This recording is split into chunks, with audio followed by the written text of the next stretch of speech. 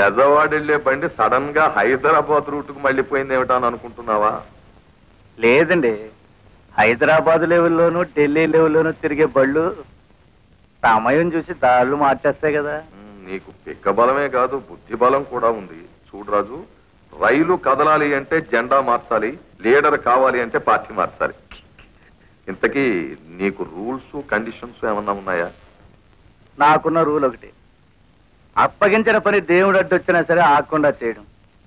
Condition ఒకటే, అన్యాయం అని తెలిస్తే వానమైనా 4 పీకడం.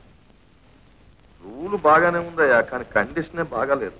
ఈ రెండింటికి ఇష్టమైతేనే నేను పని చేస్తాను, లేకపోతే వస్తా. ఆగు, పోర్ని పెళ్లి కుదుర్చుకునేటప్పుడు, పనిలో కుదిరేటప్పుడు అవతల వాళ్ళు యువతల వాళ్ళు కూడా తొందరపడకూడదు. నాకు రూలు కండిషను ఉన్నాయి. నువ్వు ఎంత కష్టపడితే అంత డబ్బు ఇస్తాను, అది నా రూలు. నేను నీకు ఓనన్ననే సంగతి నీకు నాకు ఈ పంతులకి తప్ప 3వ కంటి వాడికి తెలియకూడదు, అది నా కండిషన్. ఇష్టమైతే రేపే పనిలో చేరు, అక్కడ ఏం చేయాలో మా పంతులు చెబుతాడు. పంతులు, చూడు బాబు, నువ్వు చేయాల్సినటువంటి మొట్టమొదటి పని ఏమిటంటే సిలోన్ రౌడీ అని ఒకడు ఉన్నాడు బాబు. గజనీ మహమ్మద్ లాగా మా మీద వరుసగా దండయాత్రలు చేసేస్తున్నాడు. వాడిని లేపేయాలి. లేపింది నువ్వని కానీ మరెవ్వరికీ తెలియకూడదు. కానీ వాడిని లేపడం అంత సులభం కాదు బాబు. వాడు రోజు సుమారు 25 కోడిగుడ్లు మాత్రలు మింగినట్టు మింగేస్తాడు.